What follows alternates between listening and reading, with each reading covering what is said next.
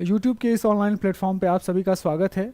जैसा कि आप जानते हैं कि यूरेका एकेडमी सभी टीचिंग के संबंधित जितने भी एग्ज़ाम हैं, जैसे कि आप अगर टीजीटी के थ्रू जा रहे हैं, पीजीटी के थ्रू जा रहे हैं, या किसी भी नेट जेआरएफ के थ्रू आप असिस्टेंट प्रोफेसर बनने की तैयारी में हैं, तो उन सभी एग्ज़ाम्स की तैयारी जो है ऑनलाइन और ऑफलाइन मोड में कराता है। तो चलिए आज एक डेमो लेक्चर हम तैयार करते हैं या रिकॉर्ड करते हैं टीजीटी हिंदी के लिए। जो भी बच्चे टीजीटी हिंदी साहित्य की तैयारी कर रहे हैं वो सभी जुड़ जाएं। और आज जो है हम टीजीटी हिंदी साहित्य के पेपर में, आपको पता होगा कि एक आता है आधुनिक काल। आपको पता है कि जब भी एग्ज़ाम में जो भी प्रश्न पूछे जाते हैं हिंदी साहित्य से, तो काव्य खंड से और गद्य खंड से सबसे ज़्यादा प्रश्न पूछे जाते हैं। उसके बाद जो है भाषा और साहित्य इतिहास खंड की चीज़ें आती हैं। तो उसमें जो एक सबसे महत्वपूर्ण काल है जिसको आधुनिक काल कहा जाता है, तो उसी पर आज हमारी जो भी हमारा लेक्चर होगा उसी पर होगा। तो चलिए शुरू करते हैं। आपको आइकन पे कुछ नंबर दिख रहा होगा, और जो भी बच्चे हमसे जुड़ना चाहते हैं, हमारे यहाँ बैचेज स्टार्ट हो चुके हैं, तो ऑनलाइन और ऑफलाइन मोड में जितने भी बच्चे जुड़ना चाहते हैं उस आइकन पे आप जो नंबर दिया है उससे कांटेक्ट करिए और हमसे जुड़िए। चलिए तो आज का लेसन हम शुरू करते हैं। तो देखिए, जब भी हम बात करते हैं, पहले तो हम विषय प्रवेश ले लेते हैं थोड़ा सा। जब भी हम बात करते हैं एक हिंदी साहित्य की, तो हिंदी साहित्य जो है, हिंदी जो है वो दो भागों में एक तरह से बटी हुई होती है, जिसको कहते हैं, एक तो ये हमारी भाषा है और दूसरा क्या है, इसका सेक्शन है वो है साहित्य का। अब समझिए कि जो एक भाषा होती है वो क्या करती है, वो हमारी संस्कृति का वाहक मानी जाती है। भाषा क्या होती है, हमारी संस्कृति का वाहक होती है। एक साधारण बात से हम समझेंगे, क्या करती है, संस्कृति का वाहक है ना। जो कुछ भी हमने सीखा, समझा या जीवन जिया, संस्कृति का वहन करती है, ठीक है। और किस तरह से करती है, विचारों का आदान प्रदान भी करती है ना। जो भी हम कुछ कहना चाहते हैं तो हम बिना किसी भाषा के आश्रय के वो बात हम नहीं कह सकते। तो हम ये क्या करती है, विचारों का आदान प्रदान भी करती है ना। विचारों का आदान प्रदान, सामान्य बात में समझिएगा, एक विषय प्रवेश के तौर पे हमें ये चीज़ें जाननी ज़रूरी हैं, है ना। आदान प्रदान, अब आदान प्रदान वाली बात है तो आदान प्रदान को ये तीन माध्यमों से करती है। एक तो होता है जो लिखित माध्यम होता है ना। एक जो होता है उसको मौखिक माध्यम कहते हैं, और एक को जो है सांकेतिक माध्यम कह सकते हैं, है ना। इन तीन माध्यम से एक भाषा का आदान प्रदान होता है जिससे विचार प्रवाहित होते हैं। अब एक बात ये समझ में आती है कि जो भी बच्चे हिंदी भाषा के संबंधित चीज़ें पढ़ते हैं, या जैसे मान लीजिए कि जो लैंग्वेज पेपर आता है, व्याकरण का, जो जैसे कि मान लीजिए हर एग्ज़ाम में एक लैंग्वेज का पेपर होता है और जिसे जनरल पेपर के तौर पे कहा जाता है, तो उसमें हम क्या करते हैं, इस भाषा का व्याकरण पढ़ते हैं। क्या पढ़ते हैं, व्याकरण पढ़ते हैं, है ना। व्याकरण, जैसे हिंदी भाषा अगर है तो हिंदी भाषा का व्याकरण पढ़ेंगे। लेकिन जब यही चीज़ आप साहित्य में पढ़ते हैं, जब भी हिंदी साहित्य का पेपर आपका रहता है, तो फिर आप जो है इस भाषा में क्या पढ़ते हैं, फिर आप इस भाषा में भाषाई विकास को पढ़ते हैं, ठीक है, भाषा विकास को पढ़ते हैं, ठीक। दूसरा क्या पढ़ते हैं, उसका पारिवारिक वर्गीकरण पढ़ते हैं,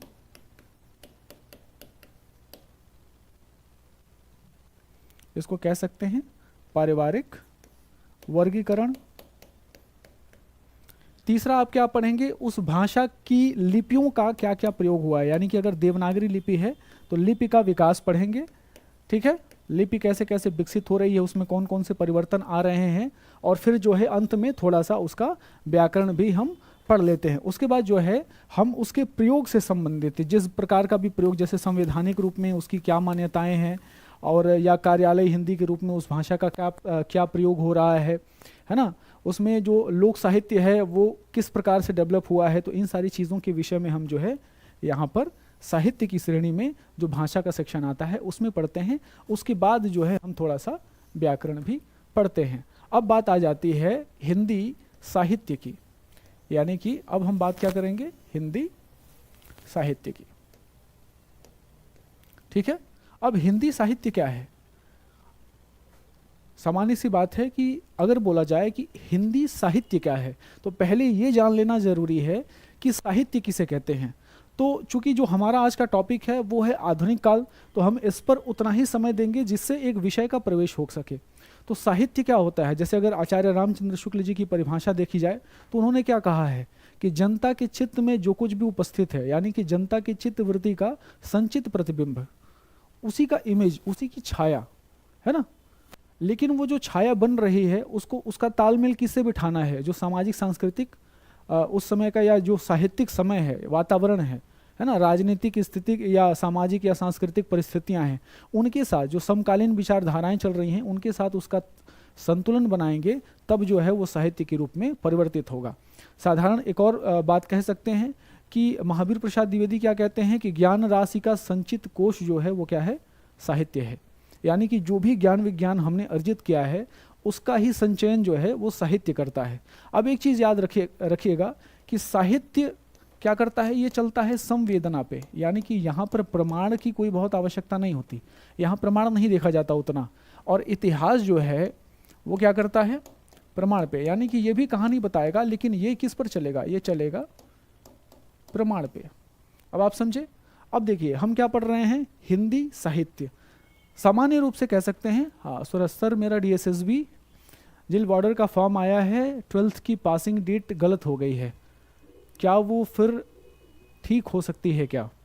हाँ एक बार मैं इसको चेक करके और सूरज जी आपको प्रॉपर जानकारी जो है वो दे दूंगा। वैसे तो मैं एक बात बता दूं कि जब भी एग्ज़ाम कोई ऐसे आता है तो उसके करेक्शन के लिए भी एक समय दिया जाता है बच्चों को, है ना। आप जो भी फॉर्म भर रहे हैं और उसमें किसी भी प्रकार का अगर कोई करेक्शन करना है तो उसके लिए भी आपको समय देता है ना। एग्ज़ाम की पासिंग डेट गलत हुई है ना, सिर्फ नाम वाम रहता है तो उसमें कोई दिक्कत आती है, पासिंग डेट से बहुत परेशान होने की ज़रूरत नहीं है। ज़रूर जो है वो आपको करेक्शन के लिए एक समय निकालेगा। खैर चलिए, तो अब बात है कि हिंदी साहित्य।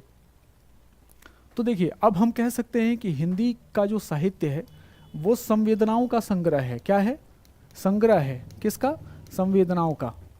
तभी तो कहा जाता है कि वियोगी होगा पहला कवि, आह से उपजा होगा गान, अमर की उमड़ के आंखों से चुपचाप बही होगी कविता अनजान, है ना। तो भाव प्रबल हुआ, भाव प्रबल होगा, आंसू निकलेंगे तो आप स्वतः ही गुनगुनाने लगेंगे, तो उसी को साहित्य कहते हैं, है ना। जन के जो जैसे कि बालकृष्ण भट्ट ने भी क्या कहा है कि साहित्य जो है वो जन समूह के हृदय का विकास है ना। जो भी हमारा जन समूह है, जन समुदाय है, उसके हृदय का विकसित रूप है, विकास है, वो जो परंपरा है वही दिखेगी, है ना।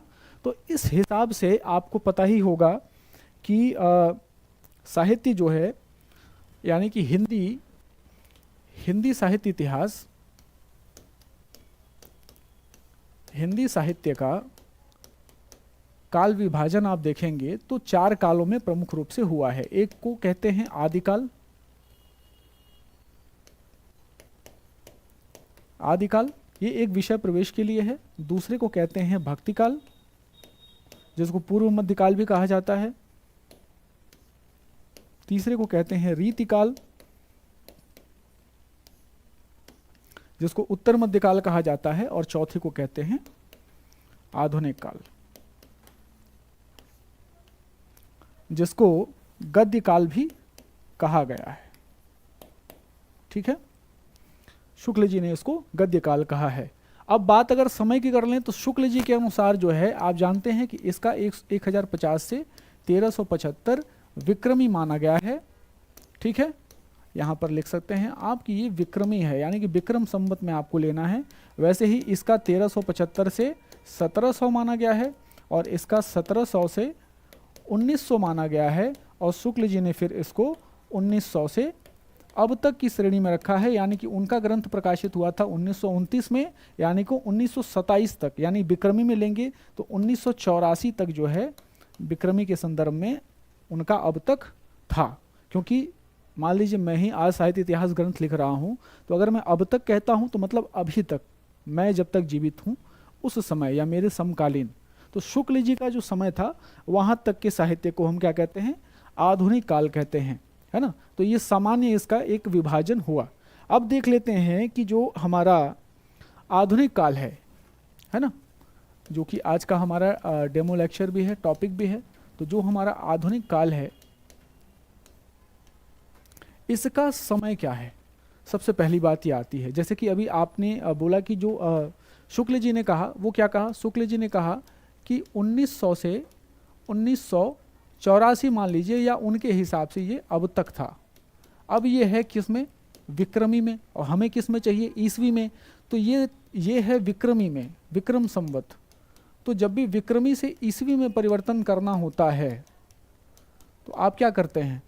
-57 कर देते हैं, -57। ठीक है, यानी कि 57 आपको उसमें से घटा देना है तो निकल जाएगा। जैसे कि आप अगर यहाँ पर घटाइए 57 तो क्या होगा? 1843 ईस्वी, और यहाँ पर आप घटाएंगे तो हो जाएगा 1927 ईस्वी। उनके हिसाब से ये अब तक रहा। ठीक है, ये इन्होंने आधुनिक काल का समय दिया। यानी कि जनरली आप मान सकते हैं कि 1843 से इसकी शुरुआत इन्होंने मानी।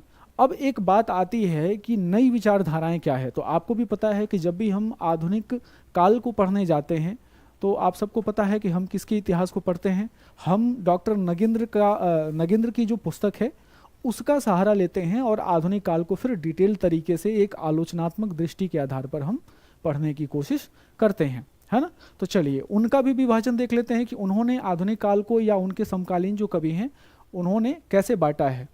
अब बात आती है आधुनिक काल की। तो अब देखिए आधुनिक काल को जो है कई भागों में बांटा गया है। जो सबसे पहला है उसको कहा गया क्या? उसको कहा गया भारतेंदु युग। मैंने कहा ना कि उस समय के जो प्रतिनिधि कवि हैं उनकी जो रचनाएं होती थी, जैसे मान लीजिए कि हमने जब निर्गुण परंपरा को पढ़ते हैं तो उस समय के कबीर जो हैं प्रसिद्ध हैं। तो कबीर का जो भाव पक्ष कला पक्ष है वो उस समय के समकालीन होगा और उसमें समय की जितनी भी सामाजिक राजनीतिक सांस्कृतिक परिस्थितियां हैं उनकी रचना में दिखाई देंगी। तो प्रतिनिधि कवियों के माध्यम से आप एक पूरे काल को समझ सकते हैं। यही कारण है कि यहाँ पर आकर जो है व्यक्तित्व के आधार पर नामकरण होने लगा, यानी कि भारतेंदु युग, द्विवेदी युग, है ना, इस तरह से नामकरण यहाँ पर देखने को मिलता है। तो अब देखिए सबसे पहले को कहते हैं भारतेंदु युग, जिसको क्या कहा जाता है? इसका दूसरा नाम क्या है? इसका नाम है पुनर्जागरण काल, है ना, पुनर्जागरण काल।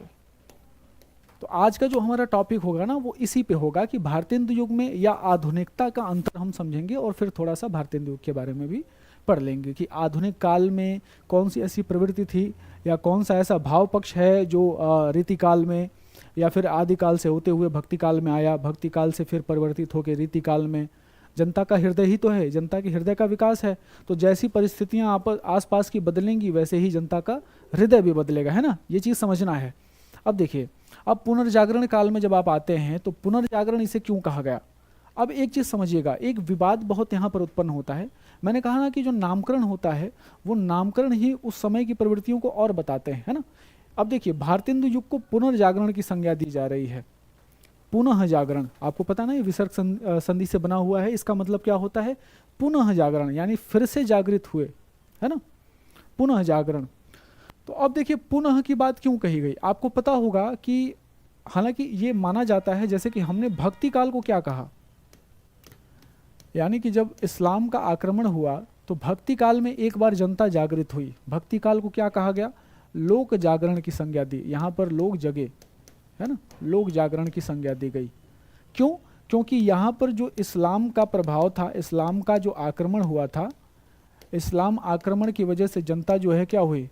जनता कहाँ पहुँची? जनता पहुँची अपने इष्ट के पास या अपने उपास्य के आराध्य, अपने आराध्य के अनुग्रह में चली गई, उनके ऐश्वर्य में भाग लेने, जिसको भज कहते हैं, यानी कि भक्ति काल जिसको कहा जाता है ना।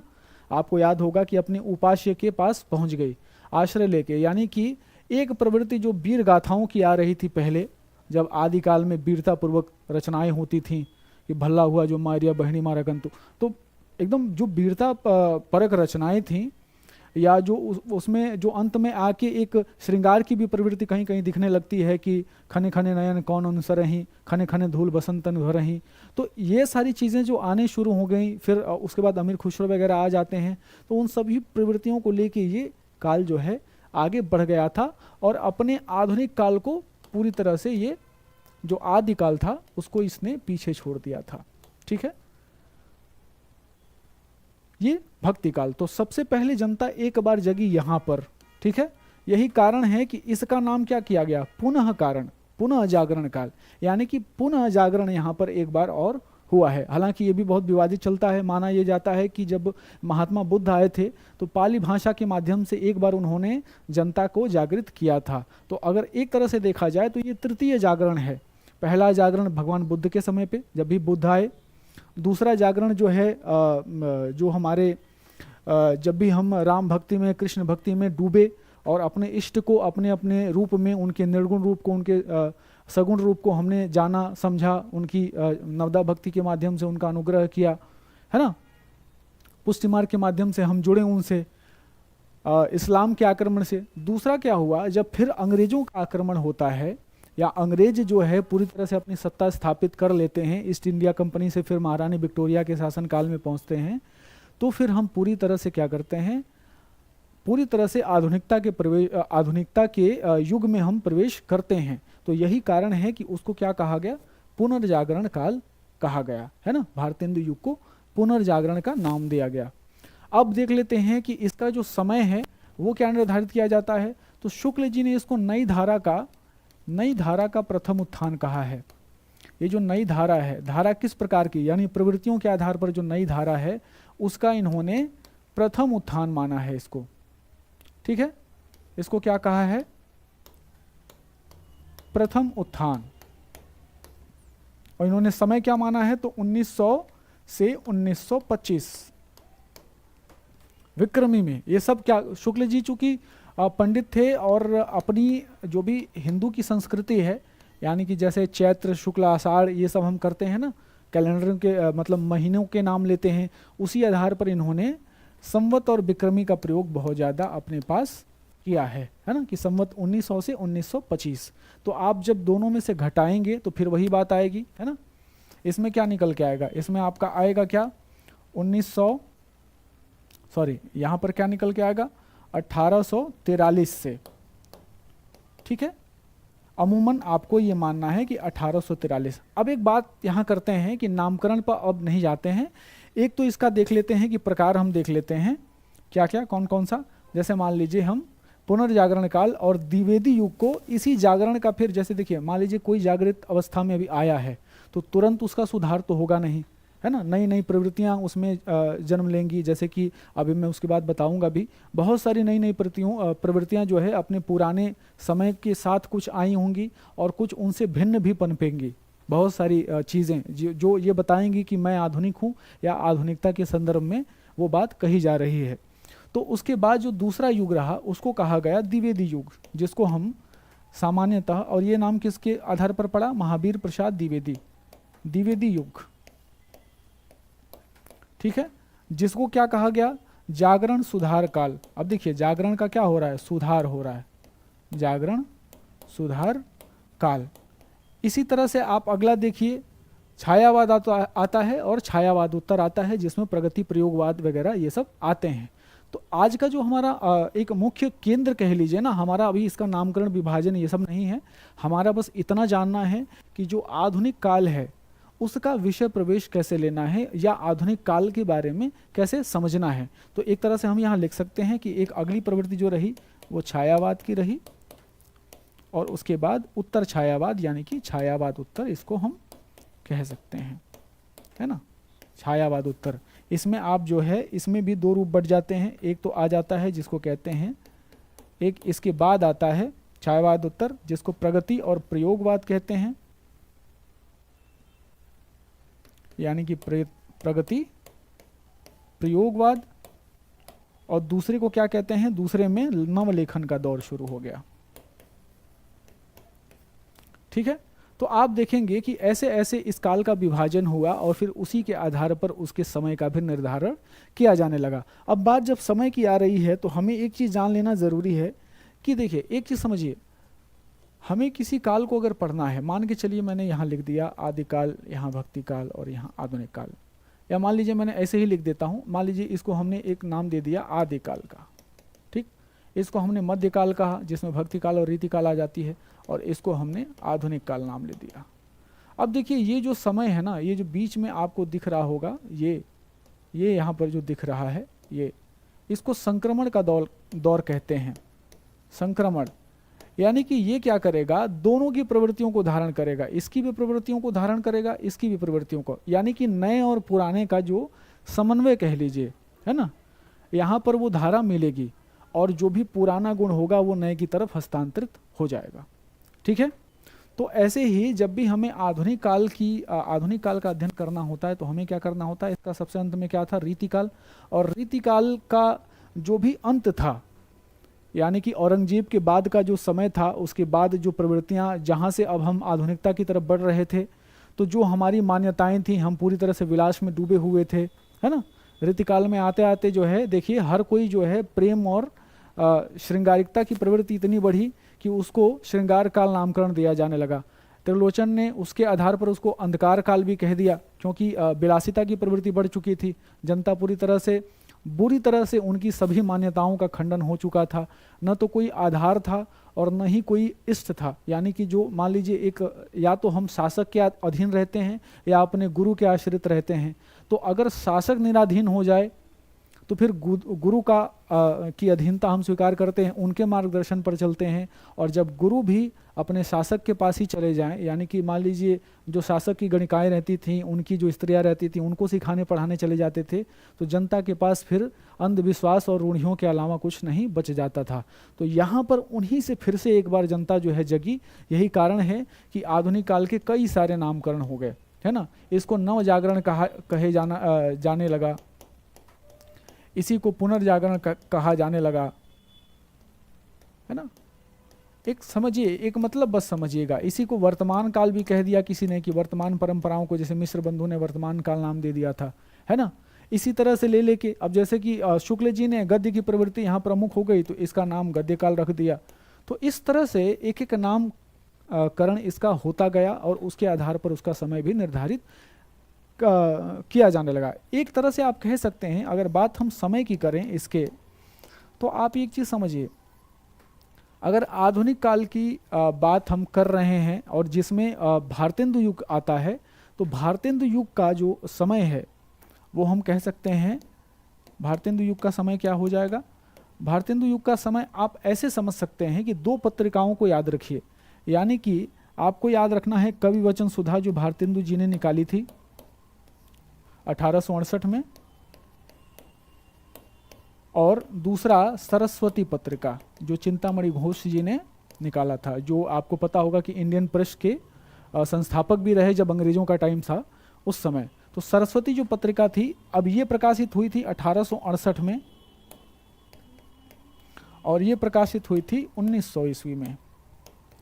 तो इसके बीच का ये जो दौर है, इसी को हम भारतेंदु युग मान सकते हैं, मानने के तौर पे, है ना, भारतेंदु युग कह सकते हैं। अब हम बात कर लेते हैं कि आधुनिकता की जैसे कि आधुनिक प्रवृत्तियां, आधुनिक काल को क्यों आधुनिक समझा जाए।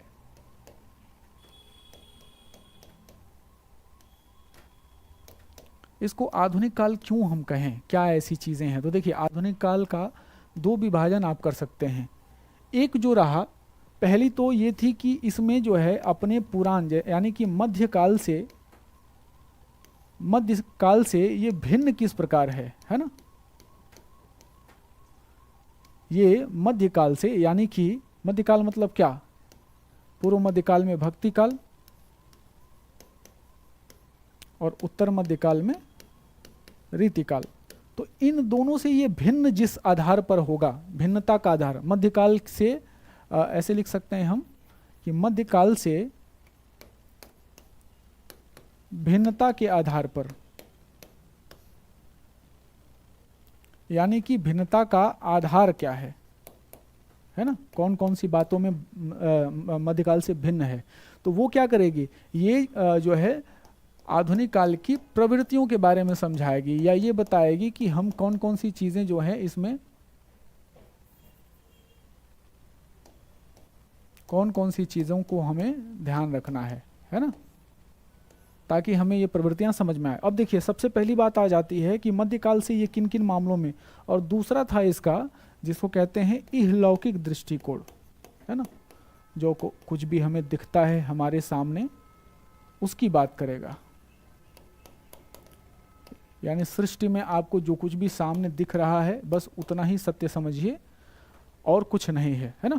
हाँ, तो अब देखिए यहाँ पर मध्यकाल से भिन्नता क्या थी। आपको पता है कि जो रीतिकाल है ना, यानी कि ये जो रीतिकाल है और ये जो भक्ति काल है, यहाँ पर जो प्रसिद्ध था वो था भक्ति भावना। भक्ति के 4 रूप जो है आपको यहाँ मिल जाते हैं, सगुण, एक निर्गुण और एक सगुण, और फिर उनकी 2-2 काव्य धाराएं मिल जाती हैं। एक होती है सूफी काव्य धारा और दूसरे को संत काव्य धारा कहते हैं। ऐसे ही राम भक्ति कृष्ण भक्ति जो है सगुण के रूप में मिल जाता है। तो चारों जो काव्य धाराएं थी, यानी कौन कौन सी, संत हो गया, सूफी हो गया, राम हो गए और कृष्ण।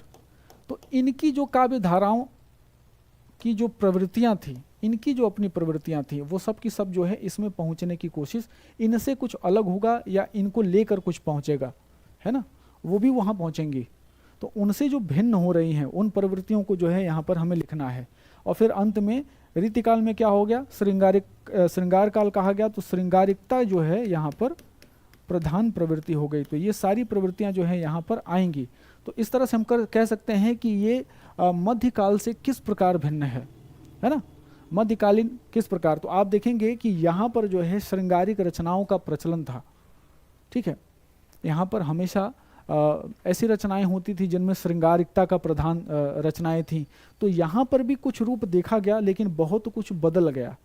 अब जो है श्रृंगारिक जैसे कि बहुत सारी उपमाएं बदल गईं, बहुत सारे रूपक बदल दिए गए, बहुत सारे वर्ण विषय बदल गए, बहुत सारे आधार बदल गए। और उसके बाद हम आते हैं इहलौकिक दृष्टिकोण, जो हमें दिखाता है। इसमें सबसे बड़ी बात यही आ जाती है कि ईश्वर, यानी कि जो नीत्से हैं, उन्होंने क्या कहा, उनका यही सबसे पहले है कि ईश्वर मर चुका है ना। यानी कि ईश्वर पर संदेह, ईश्वर पर संदेह।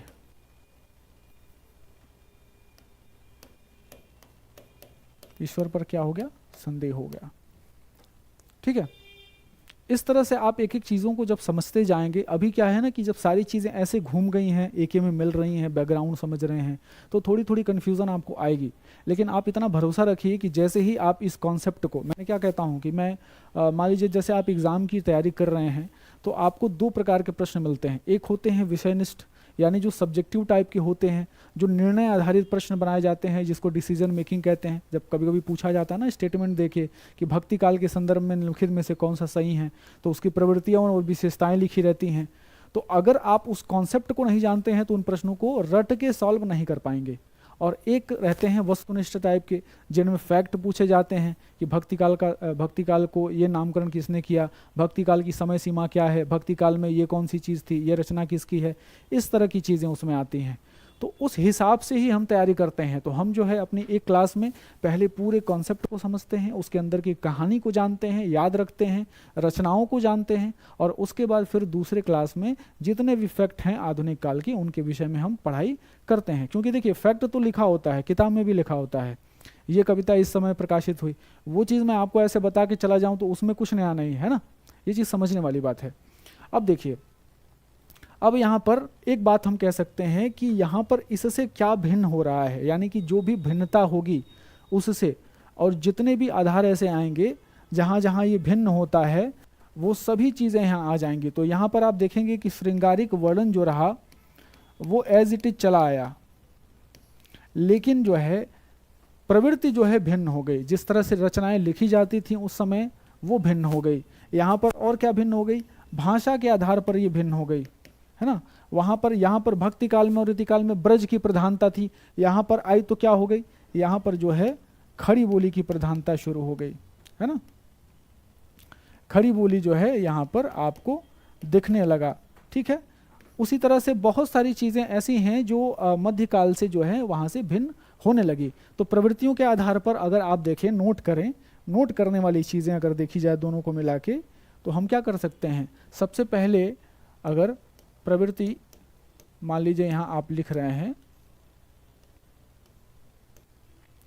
तो आप क्या करेंगे, आप जो है यहाँ साफ से लिख लिया जाए, अगर किसी चीज़ की प्रवृत्ति यानी भक्ति काल की आधुनिक काल की प्रवृत्ति लिख रहे हैं तो आप सबसे पहले भाव पक्ष में लिख सकते हैं। कौन कौन सी चीज़ों में, भाव पक्ष में क्या क्या परिवर्तन होगा। सबसे पहले तो राष्ट्रीय चेतना जगी, लोग जो है राष्ट्रीय चेतना लोगों में जगाई गई। भारतेंदु जी ने इसमें बहुत जो है काम किया। सबसे पहले जैसे मान लीजिए कि एक बात आती है कि इसमें हम कह सकते हैं ना कि अपनी भाषा को भी, भाषा के प्रति भी सचेत किया, या व्यंग मारा लोगों को कि किस तरह से मारा कि दुनिया में हाथ पांव हिलाना नहीं अच्छा, मर जाना पर कहीं उठ के जाना नहीं अच्छा। फिर क्या कहते हैं कि एक इस पर कहा जाता है, बहुत बढ़िया व्यंग इन्होंने मारा था कि मुकरियां करते थे ना, नए जमाने की मुकरियां बहुत सारी हुई हैं। भीतर भीतर सब रस चूसे, सब रस चूसे, हंसी हंसी के तनमन धन मुंह से, हंसी हंसी के, हंसी हंसी के तन मन धन मुंह से, है ना।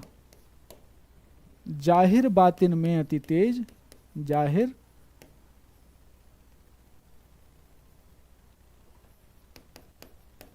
बातिन में अति तेज,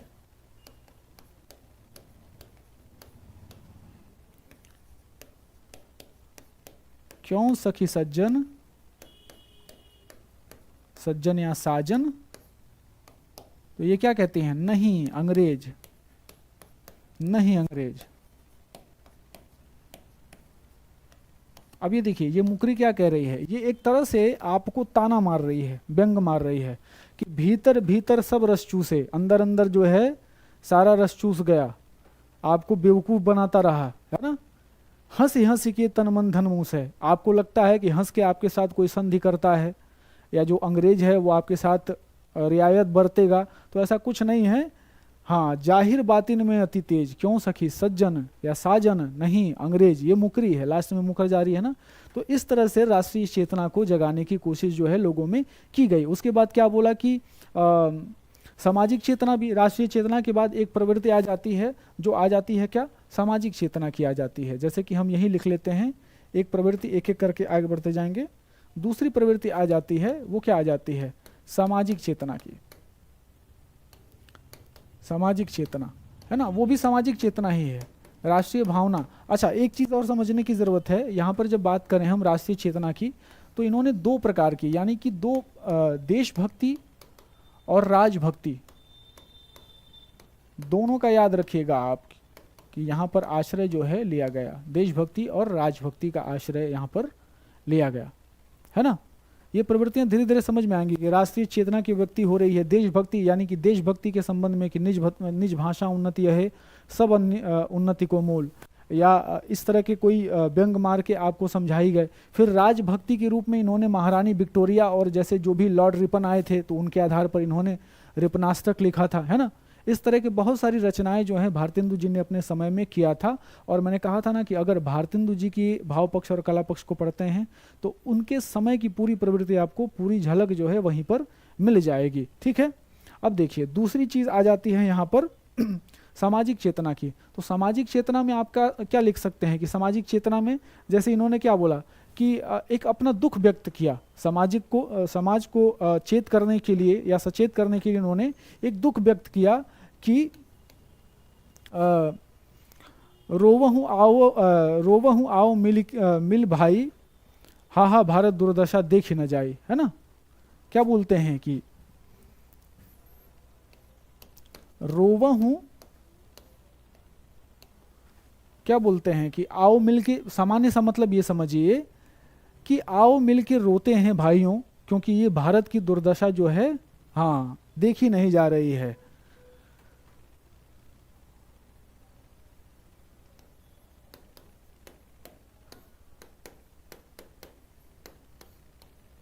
भाई हा हा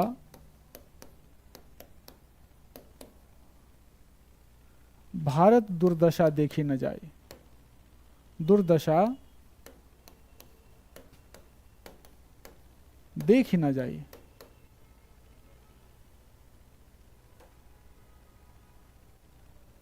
जाए देखो यहाँ क्या है कि रोवहूँ सब आवहूँ, सामाजिक चेतना में इन्होंने चेतना, हाँ इन्होंने क्या बोला था, एक चीज छूट गई थी, रोवहूँ सब आवहूँ मेरे भाई, है ना। हाँ, रोवहूँ, भारत दुर्दशा की ये लाइन है। आप लोगों में से जितने लोग भारत दुर्दशा एक बार जरूर पढ़िए, अगर आपको उस समय की चेतना समझनी है तो क्या बोले कि रोवहूँ सब आवहूँ मिल भाई, हा हा भारत दुर्दशा देखी न जाए। भारत की जो दुर्दशा हो रही है वो देखी नहीं जा रही है। इसी पर इन्होंने बोला था कि दुनिया में हाथ पांव हिलाना नहीं अच्छा, मर जाना पर कहीं उठ के जाना नहीं अच्छा। तो तीसरी प्रवृत्ति ये भी कर सकते हैं कि उसमें जो है हास्य व्यंग की रचनाएं जो है शुरू हो गई थी। आप जो है अगर आप ये पढ़ते हैं, प्रहसन इनका पढ़ते हैं ना, अंधेर नगरी चौपट राजा वाला, तो वो क्या कहते हैं कि अंधेर नगरी चौपट राजा, टके सिर भाजी टके सिर खाजा, कि भैया जहाँ पर सब कुछ एक रूप रंग का है, एक से ही कुछ भी बड़ा छोटा नहीं है, तो वहाँ से जल्दी निकलो, ये ठीक नहीं है ना। तो इस तरह से हास्य व्यंग के माध्यम से भी जनता को जगाया गया था, है ना। ये सारी चीज़ें आप याद रखिएगा कि हास्य व्यंग भी यहाँ पर वो हो जाता है। एक जो प्रवृत्ति इसकी आ जाती है चौथी, एक जो प्रवृत्ति यहाँ पर देखने को मिल जाती है, वो मैंने क्या कहा, सबसे प्रधान प्रवृत्तियों में इसके यही आता है, ईश्वर पर संदेह। ये भारतेंदु जी के यहाँ नहीं था, लेकिन ये आधुनिक काल में था, है ना। ये आधुनिक काल में आप देखेंगे कि ईश्वर पर भी संदेह, ईश्वर पर संदेह धीरे धीरे होने लगा। ठीक है, कैसे, जैसे कि कहते हैं ना कि राम तुम मानो हो ईश्वर नहीं हो क्या, या कल्पना के पुत्र हे भगवान। तो इस तरह की जो लाइनें आ रही हैं वो ईश्वर पर संदेह बना रही हैं, है ना। तो ये एक बात आ जाती है।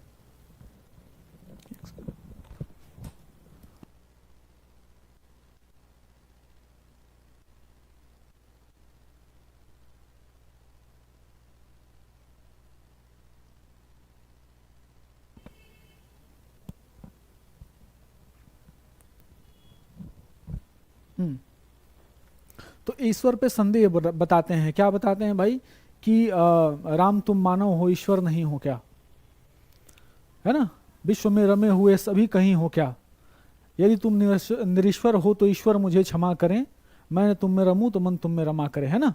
इस तरह की रचनाएं होने लगी। तो यहाँ पर ईश्वर पर भी संदेह एक आने लगा, क्योंकि आप लोगों को पता है ना कि जो नीत्शे थे वो एक अस्तित्ववादी विचारक थे, और उनका प्रभाव इस समय के लोगों पर बहुत पड़ा। अस्तित्ववाद में क्या होता था, अस्तित्ववाद में ये होता था कि आपको, अगर आप मनुष्य हैं तो आप अपने अस्तित्व को पहचानिए, केवल आप ही सत्य हैं, आपका जो जीव है, यानी कि ईश्वर मर चुका है।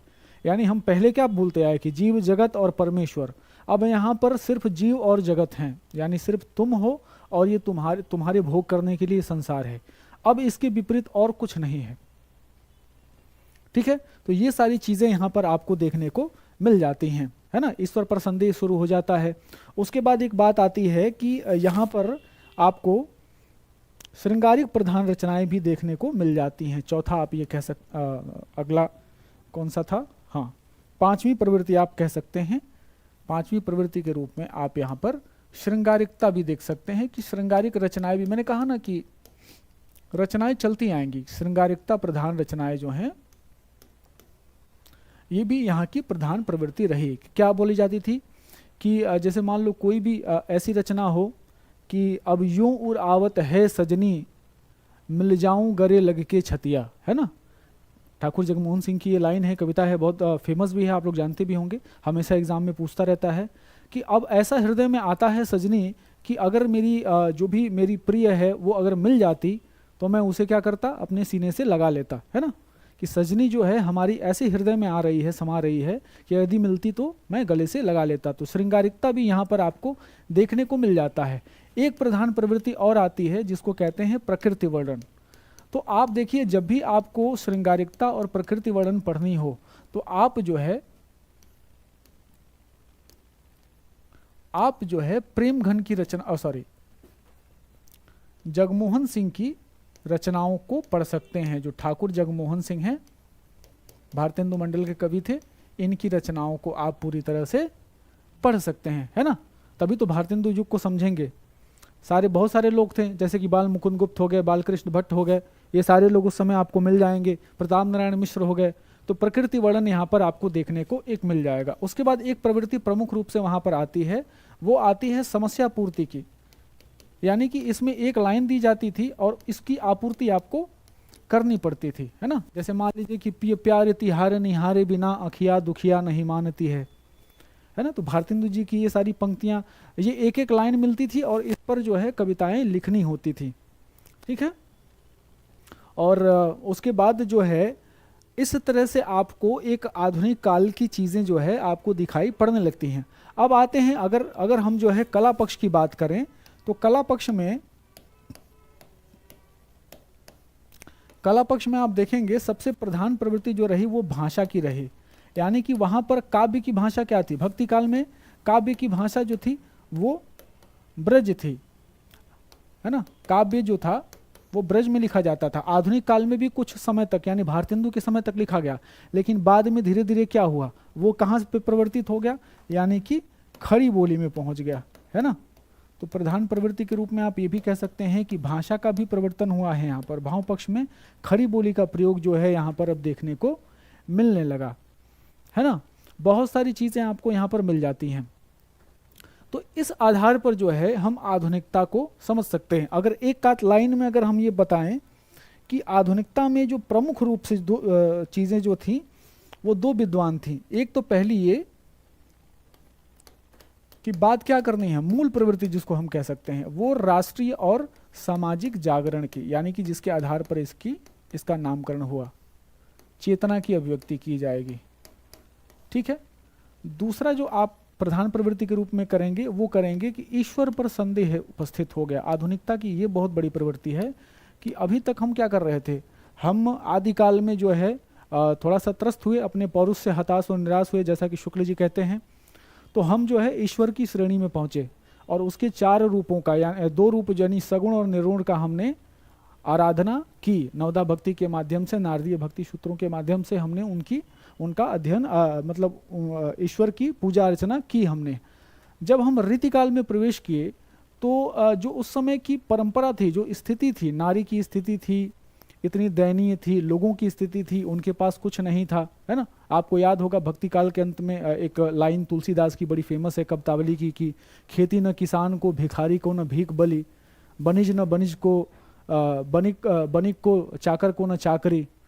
तो ये जो स्थिति है कि भाई खेती न किसान के पास कोई खेती नहीं है, बनिए के पास कोई व्यापार नहीं है, नौकर के पास कोई चाकरी नहीं है, नौकरी नहीं है ना, या इस तरह से भिखारी को भीख भी देने के लिए कुछ नहीं है। तो वो जो स्थिति एक अंत में आकर विलासिता के रूप में डूब गई कि जब रीतिकाल में के अंत आते आते क्या हुआ, पूरी तरह से समाज जो है निराधार होके, यानी कि धर्म का आश्रय भी छूट गया, भक्ति का आश्रय भी छूट गया, गुरु का आश्रय भी छूट गया, और शासक जो था खुद ही विलासी था। तो ऐसे में लोग क्या होंगे, अंधविश्वासों और रूढ़ियों के उसमें आ जाएंगे। तो एक प्रवृत्ति के रूप में आप देखेंगे तो सामाजिक चेतना के रूप में आप देखिए बहुत सारे समाजों, यानी कि आर्य समाज हो गया, है ना, आर्य समाज हो गया, ब्रह्म समाज हो गया,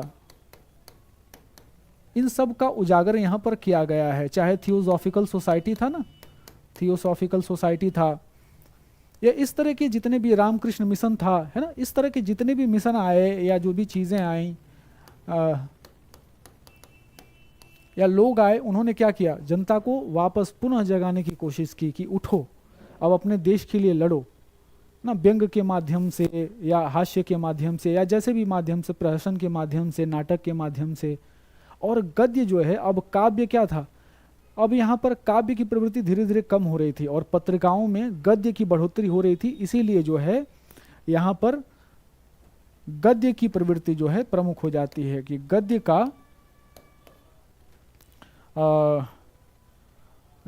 प्रयोग, या ये कह सकते हैं कि गद्य रचनाओं की प्रमुखता, यहां भी आपको प्रवृत्ति देखिए, गद्य रचनाओं की प्रमुखता, ये भी आप ये कह सकते हैं।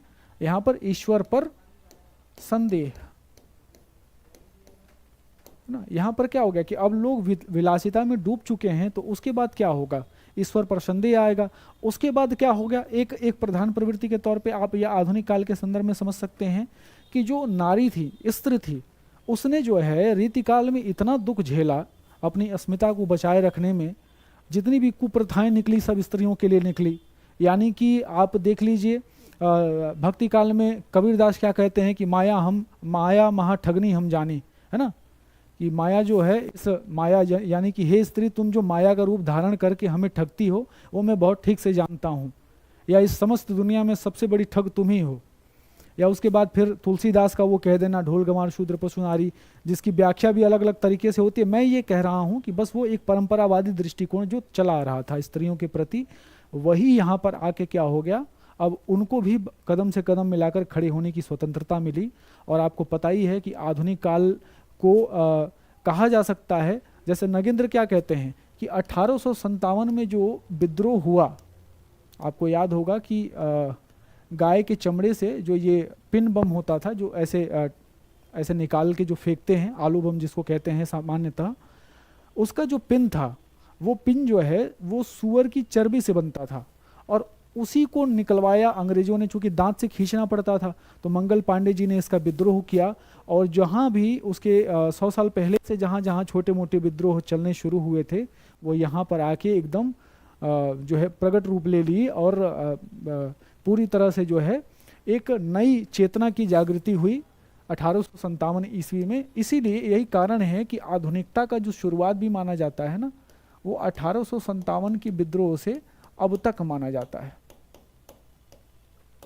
अब तक का जो समय है वो यहाँ से माना जाता है। राष्ट्रीय चेतना या ईश्वर पर संदेह, गद्य रचनाओं की प्रमुखता, आप ये सब चीज़ें कह सकते हैं। या इतने सारे समाज आकर वो क्या कर रहे हैं, आप यहाँ पर जितनी भी कुप्रथाएं हैं उनका विरोध बिल्कुल भी सामाजिक चेतना में बुरी तरह से हुआ। जितना भी आप कह सकते हैं कि कुप्रथाओं का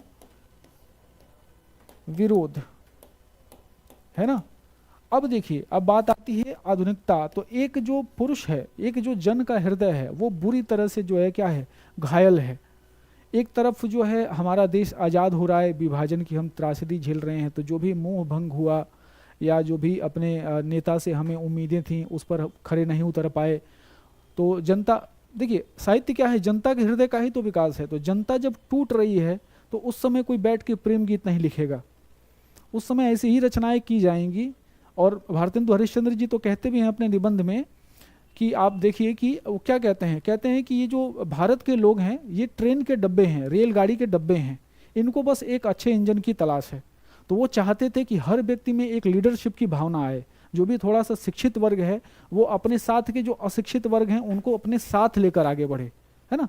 तो इस तरह से जो प्रवृत्ति आई, लीडरशिप की भावना वगैरह आई, वो सब क्या थी, इन्हीं चेतनाओं के माध्यम से जागृत करने की इस बातें रहीं। उसके बाद आता है यहाँ पर स्त्री शिक्षा, या स्त्री जो है अपने लिए बहुत, आप कहिए कि स्त्री के स्वर जो है पहली बार अपने लिए मुखर हुए। स्त्री जो है, स्त्री के स्वर आप कह सकते हैं कि पहली बार जो है इतने लेवल पे पहली बार मुखरित हुए, है ना, साहित्यिक विधाओं का माध्यम। जैसे बहुत सारे, जैसे कि आप चाहे स्वतंत्रता आंदोलन के माध्यम में स्त्रियों ने, जैसे मान लीजिए कि मेधा पाटेकर जी वगैरह, है ना, या चिपको आंदोलन हुआ था। तो ये बहुत बड़ी बड़ी चीज़ें हैं कि सारी औरतें जाके पेड़ को पकड़ के खड़ा हो जाती हैं कि भैया काटना है तो फिर हम भी पेड़ के साथ कटेंगे, वरना काट नहीं सकते हैं आप। तो ये सामान्य बात नहीं है, है ना। जितनी भी चाहे ज्योतिबा फूले हैं या सावित्रीबाई फूले हैं, आप लोग जानते ही होंगे कि उन्होंने बहुत कुछ किया शिक्षा के लिए। तो एक जो स्त्री शिक्षा की बात यहाँ पर चलती है, स्त्री शिक्षा के लिए और उसकी अस्मिता के लिए प्रश्न यहाँ पर उठाया गया। उसके बाद जो है इस प्रकार की जितनी भी चीज़ें हैं ये आधुनिकता का आश्रय लेती हैं या आधुनिक होने की चेतना जगाती हैं कि आप आधुनिक हैं। यही कारण है कि इसको क्या कहा गया, पुनर्जागरण कहा गया, या पुनः जागृत हुआ। फिर उसी के आगे को जागृत सुधार काल, जागरण सुधार काल, है ना। फिर छायावाद, और फिर उत्तर छायावाद में ये चीज़ बट गया।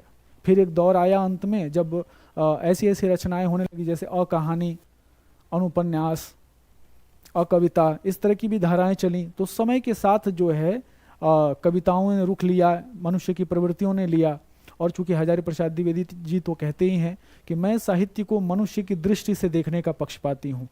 तो मनुष्य की दृष्टि से, मनुष्य ने, अभी हाथी वाली स्टोरी मैं हमेशा बताता रहता हूँ कि अगर एक हाथी को 10 अंधे मिल के देखते हैं तो वो 10 बातें बताएंगे उनके बारे में, और 10 का सुनना ज़रूरी है, क्योंकि अगर हाथी को समझना है ना तो 10 को सुनना पड़ेगा, या अगर साहित्य को जानना है तो सारी चीज़ों का ध्यान रखना पड़ेगा। तो एक तरह से आप ये समझ सकते हैं कि यदि हमें, एक पेज ले लेता हूँ, यदि हमें मान लीजिए किसी भी काल का अध्ययन करना है, जैसे ले लीजिए मान लीजिए आधुनिक काल का अध्ययन करना है, तो हमें क्या करना होगा, हमें इस समय की सामाजिक, सांस्कृतिक, मैं हमेशा बताता रहता हूं कि ये ध्यान देना है, सांस्कृतिक, राजनीतिक, जिसको राजनीतिक भी कह सकते हैं, या आर्थिक या धार्मिक, जो कि सामाजिक में ही आ जाता है, इन सभी प्रवृत्तियों का जो है हमको अध्ययन करना पड़ता है। और इनका ही अध्ययन जब आप करते हैं तो जो है इसकी जो साहित्यिक प्रवृत्ति है वो निकल के आती है ना। इसकी जो साहित्यिक प्रवृत्ति, इस काल की जो साहित्यिक प्रवृत्ति है, मुख्य प्रवृत्ति है या धारा है, वो जो है या मुख्य धारा सामने आती है हम सबके, ठीक है।